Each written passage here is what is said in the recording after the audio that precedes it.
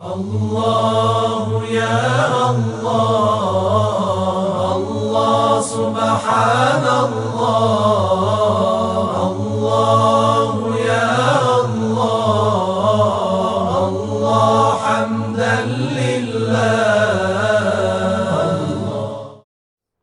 اعوذ باللہ من الشیطان الرجیم. بسم اللہ الرحمن الرحیم. الحمد للہ رب العالمین والصلاة والسلام علی اشرف الانبیاء والمرسلین وآلہ الطیبین الطاہرین المعصومین. عزیزان گرامی، توحید ربوبیت میں وحدانیت کی بحث و گفتگو کا سلسلہ جاری ہے، اور ربوبیت کو ہم دو حصوں میں یوں تقسیم کر سکتے ہیں کہ ربوبیت تکوینی ہے اور ربوبیت تشریعی، اور ان کے معنی معزز سامعین کی خدمت میں بیان کیے جا چکے. ربوبیت تکوینی سے مراد کیا ہے اور ربوبیت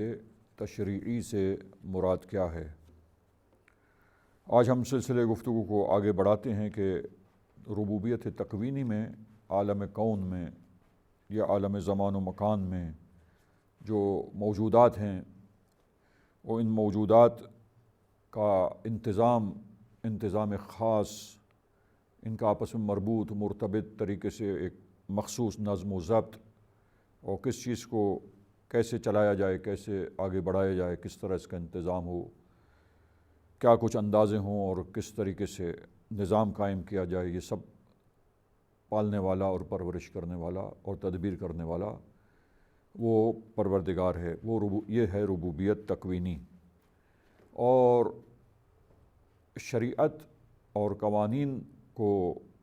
مرتب کرنا اور قوانین کو تشکیل دینا، قوانین و ضوابط بنانا انسانوں کے لیے، اور امر و نہی کرنا، انسانوں کو دستور دینا، یہ ربوبیت تشریعی ہے. اب آئیے ربوبیت تکوینی میں ہم اس کے لیے کیا دلائل ہیں کہ ربوبیت تکوینی میں توحید اور وحدانیت کا جو ہمارا عقیدہ ہے، اس عقیدے پر کیا دلیل ہے جو دلالت کرتی ہے. تو عزیزان گرامی، یہاں پر دلیل عقلی بھی ہے اور دلیل نقلی بھی ہے. دونوں دلیلیں جو ہیں وہ توحید در ربوبیت تکوینی کے اس عقیدے پر دلالت کرنے والی دلیلیں موجود ہیں،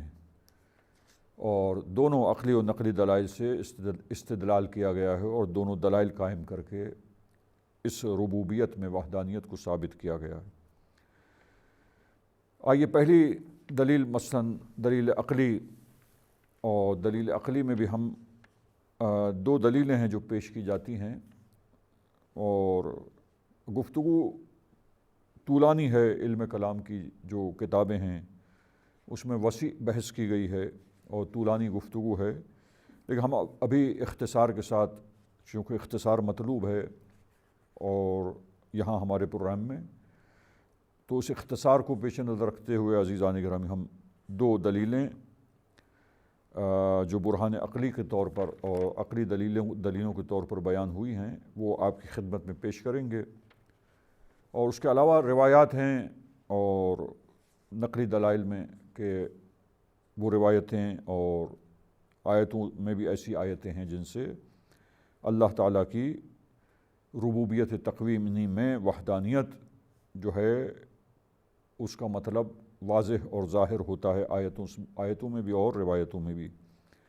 تو آئیے فی الحال ہم یہ دلائل کو پیش کرتے ہیں، عقلی دلائل کو آج کے پروگرام میں عزیزان گرامی. اور نقلی دلائل جو ہے ان کا مطالعہ آپ عقائد کی کتابوں میں بھی کر سکتے ہیں کہ وہ چند آیتیں اور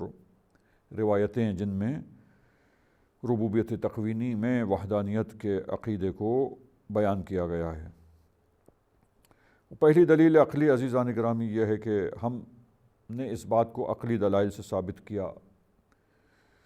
اور عقلی و نقلی دلائل پیش ہوئے اس بات پر کہ خالقیت میں وحدانیت کا عقیدہ ہے اور خالقیت میں توحید ہے، اور وہ تنہا پروردگار واجب الوجود بذات ہی وہ وحدہ لا شریک خالق جو کائنات کو پیدا کرنے والا ہے، تنہا وہی پروردگار جو ہے وہ خالق ہے ہر چیز کا، ہر شے کو خلق کرنے والا وہی اللہ تعالیٰ ہے، اور وہی ذات ہے جس نے تمام اشیاء کو، تمام عالم کو، پوری کائنات کو پیدا کیا۔ پس خالقیت میں توحید اور وحدانیت کا عقیدہ یہ عقلی دلائل سے ثابت ہوا عزیزان گرامی۔ جب توحید خالقیت میں ثابت ہو جاتی ہے تو اس کا لازمہ یہ ہے کہ تدبیر میں بھی توحید اور وحدانیت ہے، ربوبیت میں بھی، ربوبیت تکوینی میں بھی توحید و وحدانیت ہے، کیونکہ خالقیت میں توحید اور ربوبیت تکوینی میں توحید، یہ دونوں توحید لازم و ملزوم ہے۔ جب خالقیت میں توحید و وحدانیت ثابت ہو جائے دلیل کے ذریعے تو پھر یقینی طور پر اس کے بعد تدبیر مخلوق کے اندر اور ربوبیت مخلوق میں، اور اللہ رب العالمین ہے، تمام مخلوقات کا رب ہے، یہ ربوبیت میں اور خالقیت میں وحدانیت اور ربوبیت میں وحدانیت یہ لازم و ملزوم ہے۔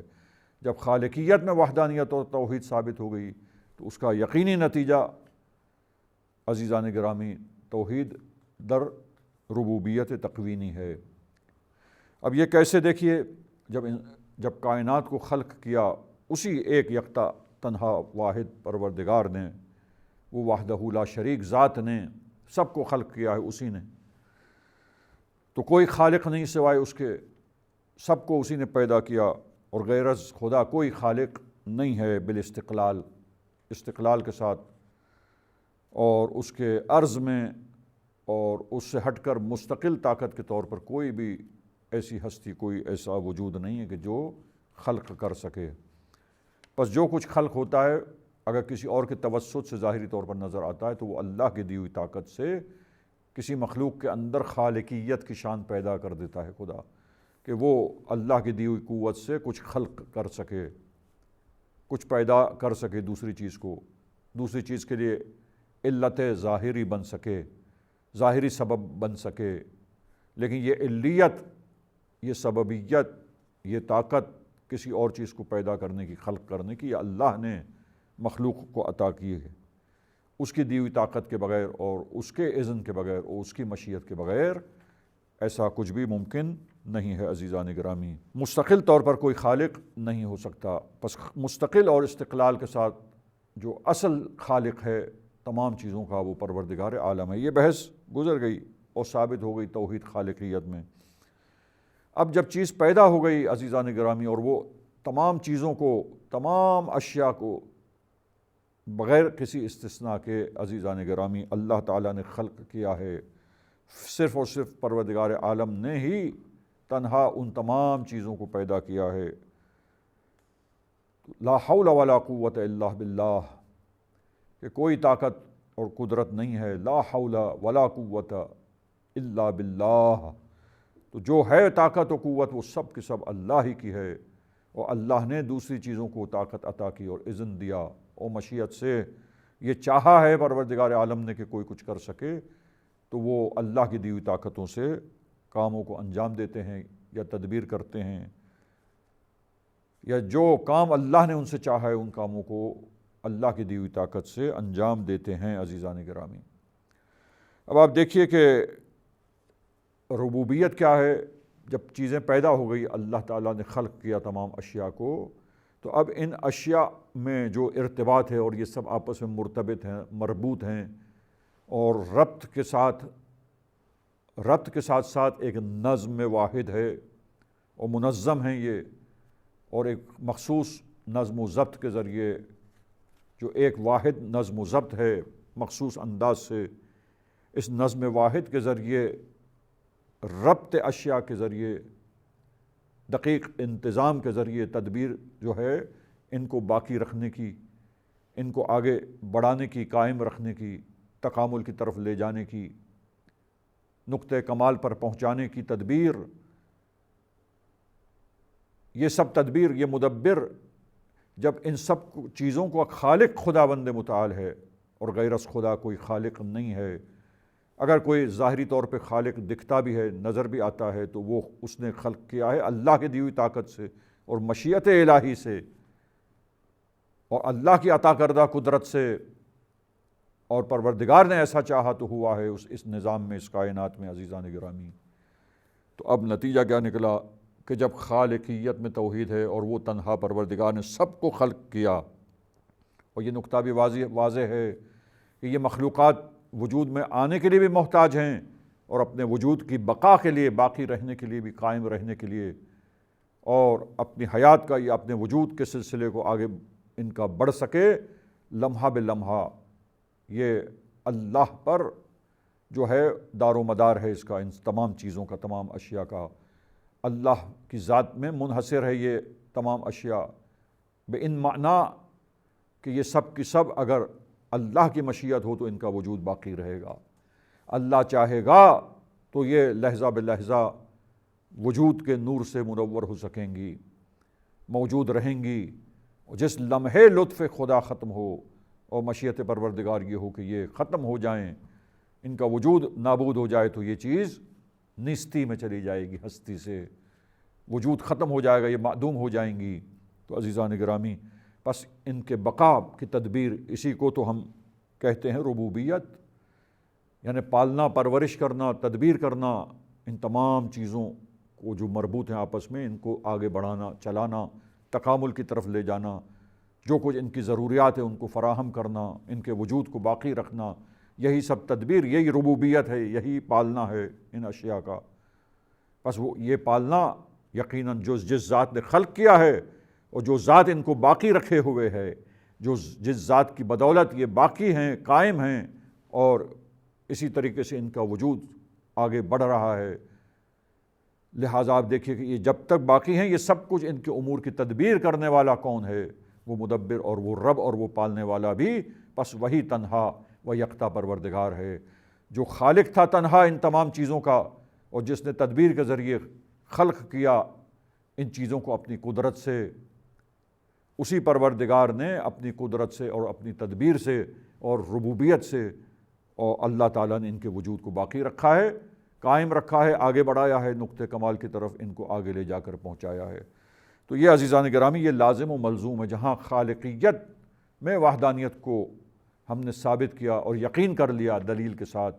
تو خود بخود اس کے بعد یقینی طور پر توحید در ربوبیت تکوینی بھی ثابت ہو جاتی ہے۔ یہ وہ دلیل ہے کہ جس کو علماء نے، اسکالرز نے عقائد کی کتابوں میں، علماء کلام نے علم کلام کی کتابوں میں پیش کیا ہے، اور یہ بات روشن اور واضح ہے کہ لہٰذا جدائی نہیں ہو سکتی کہ ہم خالقیت میں تو وحدانیت کے قائل ہوں، معتقد ہوں، اور کہیں کہ ربوبیت میں وحدانیت معاذ اللہ نہیں ہے۔ ایسا ہو ہی نہیں سکتا۔ اگر وہاں جب ہم نے کہا خالقیت میں توحید اور وحدانیت ہے اور ثابت ہو گئی عقلی نقلی دلائل کے ساتھ، اور یقین حاصل ہو گیا، اور ایمان ہم لائے، اس بات پر ایمان رکھتے ہیں، تو اس کا لازمی نتیجہ، اس کا لازمہ یہ ہے عزیزان گرامی، اب جدا نہیں ہو سکتی بات کہ خالقیت میں توحید ہے اور مدبریت اور ربوبیت میں توحید نہ ہو، ان کو باقی رکھنے میں جو تدبیر ہے اس میں وحدانیت نہ ہو عزیزان گرامی، ایسا نہیں ہو سکتا۔ جب خالقیت میں وحدانیت ہے، یقینی طور پر ربوبیت تکوینی میں بھی وحدانیت ثابت ہو جائے گی۔ یہ دونوں چیزیں ایک دوسرے سے جدا نہیں کی جا سکتی، اور تفکیک اور جدائی کے قابل نہیں ہے یہ دو چیزیں۔ یہ وہ دلیل ہے عزیزان گرامی جسے علماء کلام نے اور عقائد کے اسکالرز نے کتابوں میں بیان کیا ہے۔ یہیں پر ہم اپنے آج کے پروگرام کو اختتامی منزل پر پہنچاتے ہیں۔ دوسری دلیل جو آپ کے سامنے، سامعین کرام کے سامنے پیش کرنی تھی، وہ ہم اگلے اور نیکسٹ پروگرام میں انشاءاللہ ربوبیت تکوینی کی دوسری دلیل اپنے سامعین کی خدمت میں نیکسٹ پروگرام میں انشاءاللہ پیش کریں گے۔ وصلی اللہ علی محمد وأہل بیتہ الطاہرین۔ اغفر لنا ذنوبنا وارفع البلاء